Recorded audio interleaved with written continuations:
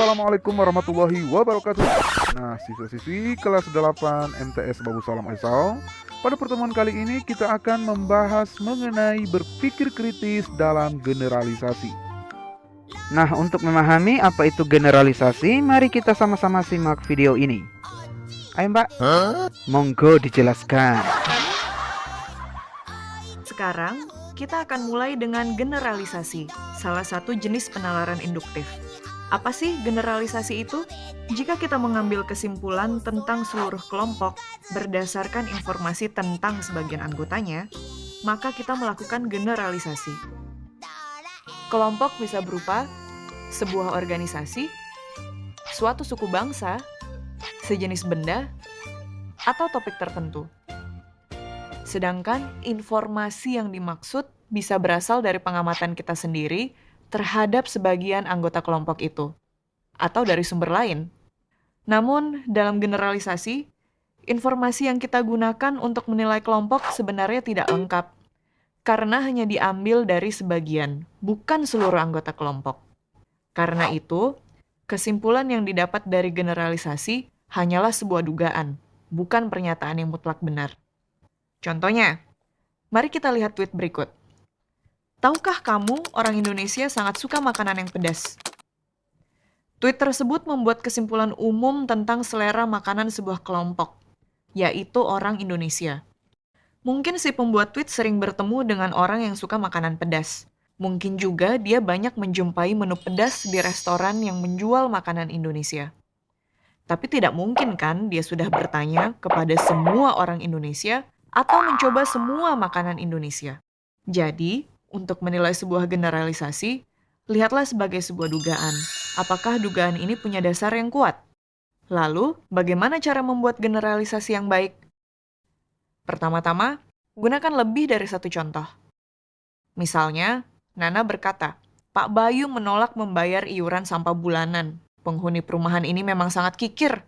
Nana berkesimpulan bahwa seluruh penghuni perumahan bersifat kikir hanya berdasarkan satu contoh, yaitu Pak Bayu. Karena itu, yang dilakukan Nana adalah generalisasi yang lemah. Agar kesimpulan Nana menjadi kuat, ia harus menyebutkan lebih banyak contoh penghuni lain yang perilakunya dapat dikatakan kikir. Cara kedua, gunakan contoh yang benar-benar mewakili keseluruhan kelompok. Lihat contoh argumen berikut. Sebagian besar anak kelas 12A diterima di universitas negeri. Karena itu, tingkat keberhasilan masuk universitas negeri di sekolah ini dapat dikatakan tinggi. Generalisasi ini kurang kuat, karena contoh yang digunakan tidak mewakili keseluruhan siswa kelas 12 di sekolah tersebut. Bisa saja sekolah itu mengumpulkan anak-anak yang pintar di kelas 12A, sehingga wajar jika sebagian besar diterima di universitas negeri. Jadi, kita harus mengambil contoh dari kelas-kelas lain, bukan hanya kelas 12A saja. Yang ketiga, waspadai informasi yang tersembunyi.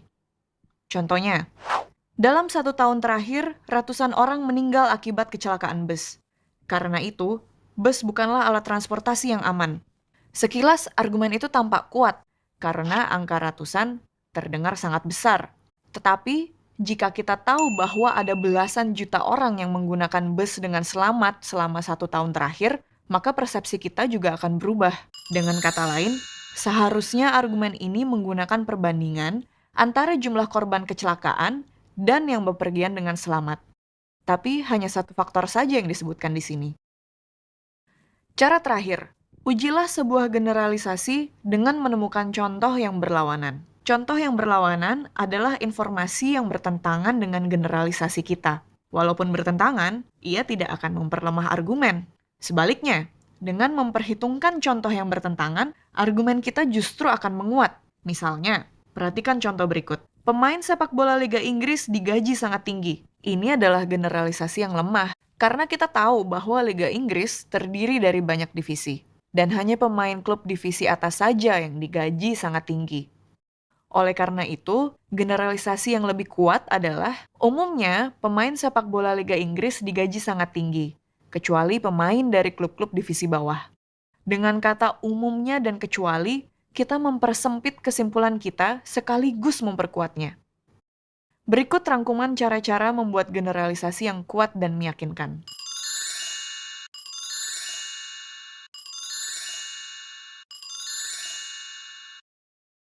Jadi, itulah pengertian generalisasi serta cara yang baik untuk membuatnya. Oke, terima kasih Mbak sudah menjelaskan. Nah teman-teman, dari penjelasan Mbak tadi, maka tugas teman-teman adalah buatlah sebuah topik generalisasi dengan populasinya adalah teman-teman di kelas 8 dan kumpulah data-data dari teman-teman kalian untuk mendukung topik generalisasi kalian. Paham ya? Dan batas pengumpulannya adalah jam 8 malam. Ayo silakan mulai mengumpulkan data dari teman-teman kalian, bisa lihat WA, SMS segala macam untuk mendapatkan data dari teman-teman dan buatlah generalisasi Anda. Semangat mengerjakan.